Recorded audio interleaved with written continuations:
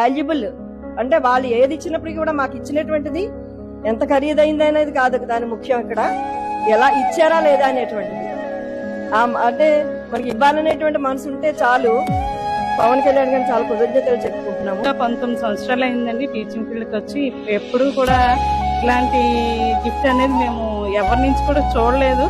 ఇది మొదటిసారి మేము ఇలా చూడడం చాలా సంతోషంగా ఎన్నైనా ఉండొచ్చు, కానీ ఒక డిప్యూటీ సీఎం గారి చేతుల మీద కానుక తీసుకోవడం అనేది నేను చాలా గర్వంగా ఫీల్ అవుతున్నాను. థ్యాంక్స్ అండి, ధన్యవాదాలు. నియోజకవర్గంలో ఉండటం అనేది కూడా మా అదృష్టంగా మేము భావిస్తున్నాం. శారీస్ మాకేమో మంచి డ్రెస్సులు పంపించినందుకు చాలా గర్వంగా ఉందండి.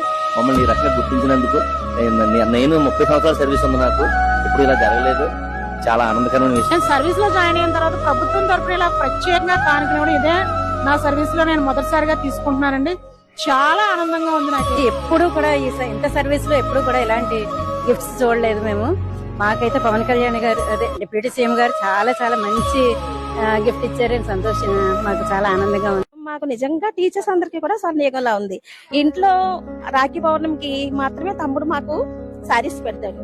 ఇప్పుడు ఏంటంటే టీచర్స్ డేకి మేము ఇన్ని సంవత్సరాల నుంచి చేస్తున్నా పిల్లలు ఏదన్నా కానుకలు మాకు ఇవ్వడం తప్పించి బయట నుంచి మేము ఎప్పుడు కూడా ఎటువంటి కానుకలు అందుకోలేదు.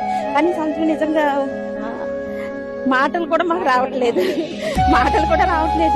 ఒక సోదరుడిగా మాకు ఒక ఇంట్లో సోదరుడు ఉంటే మమ్మల్ని ఎలా చూసుకుంటాడో అలాగా సోదరభావంతో నిజంగా ఆయన మమ్మల్ని గుర్తించి మా సేవలు గుర్తించి ఉపాధ్యాయ వృత్తికి బండి తీసుకొచ్చినటువంటి పవన్ కళ్యాణ్ గారికి మేము చాలా చాలా చాలా ధన్యవాదాలు తెలియజేస్తామండి.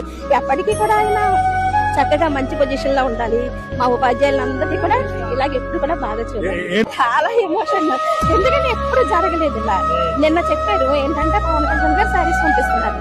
అప్పటి నుంచి ఏంటంటే సారీస్ పంపిస్తున్నారంటే ఒక సోదరులుగా గుర్తించి ఉపాధ్యాయులందరినీ కూడా ఉపాధ్యాయులకి ఆ వృత్తికి ఇంత విలువిచ్చి ఆయన ఉన్నారంటే ఇంకా ఆయన కంటే ఉపాధ్యాయ వృత్తికి వంద తెచ్చిన వాళ్ళు ఎవ్వరు కూడా ఉండరండి.